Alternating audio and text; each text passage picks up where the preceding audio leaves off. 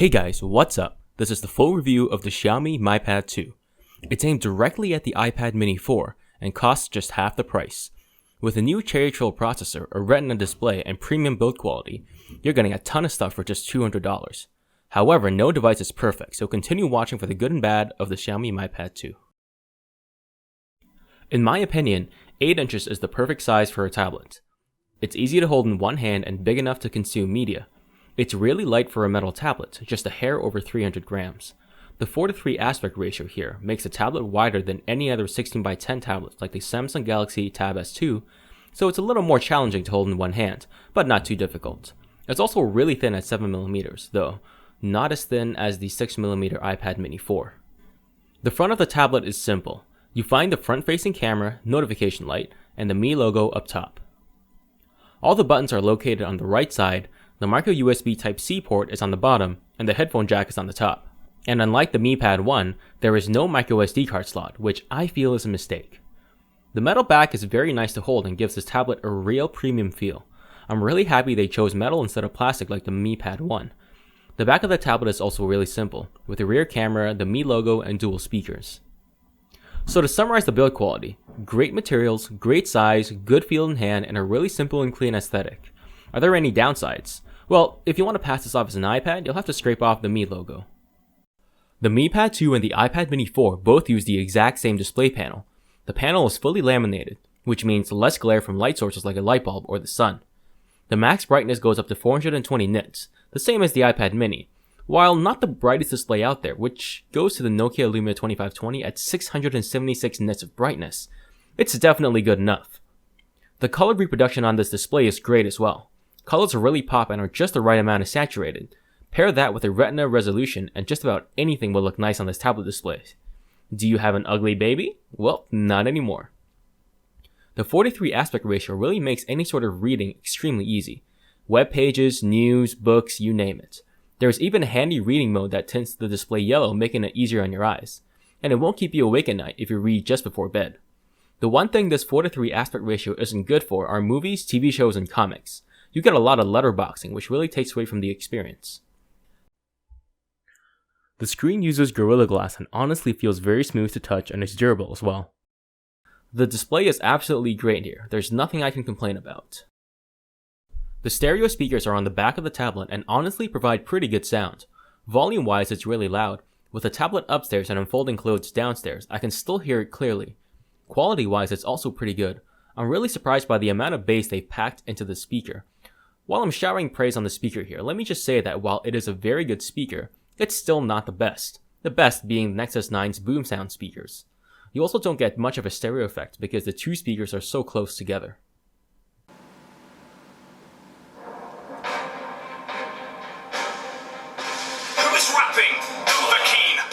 I'm not over keen, I'll dice them like a knife, slicing right through an aubergine. My dragon shout flow is sweeter than a soda stream. You won't believe your eyes, I'm like an overload of dopamine. A broadsword in one hand and a magic spell in the other. I'm the last of the dragonborn, there's no other, my brothers, just run for cover. If you've got scales, then Let's talk about the battery life next. Xiaomi has packed a 6190 mAh battery into this tablet, and they claim that it can play back video continuously for 12.5 hours, which is around what the Mi Pad 1 could get.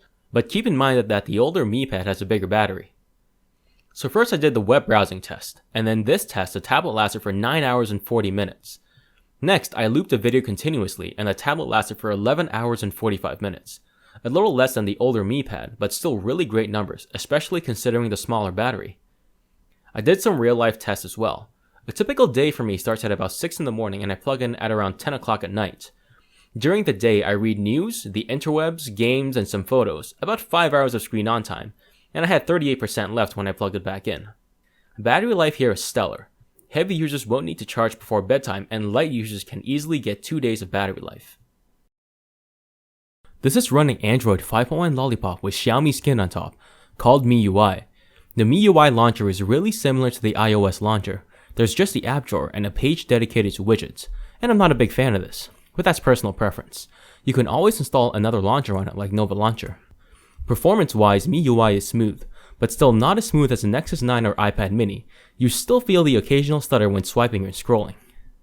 MIUI also comes with some really cool features as well, like theme customizations, different unlock options, changing lock screen images, live icons, etc. Another cool feature allows you to customize which apps give you notifications. So if you're tired of Clash of Clans telling you your village is ready, or maybe that stalker who keeps on messaging you, you can mute that specific app. There is also a child mode in MIUI, which lets you lock out specific apps. You can lock out Netflix or specific games, or even lock out Google Play, so that your kids can't buy $6,000 worth of Clash jams. The notification light works well, and has a full rainbow spectrum of colors. There's also no bloatware on the tablet, just a Chinese video player and the Mi account signup, a really refreshing change from certain unnamed Chinese manufacturers and, well, Samsung. This version of the Mi Pad gets 16 gigs of storage, which without an SD card slot is really tight, especially for copying movies and TV shows and stuff. Performance on the tablet isn't bad. It has an Atom cherry-trolled Z8500 processor and 2 gigs of RAM, but it's also pushing a 2048 by 1536 resolution, which has 50% more pixels than a 1080p screen. However, launching apps is really quick, and there's almost no wait time when you open an app, but sometimes you do see a wait screen on some bigger apps or games like Hearthstone. Speaking of Hearthstone, gaming on this tablet is not bad.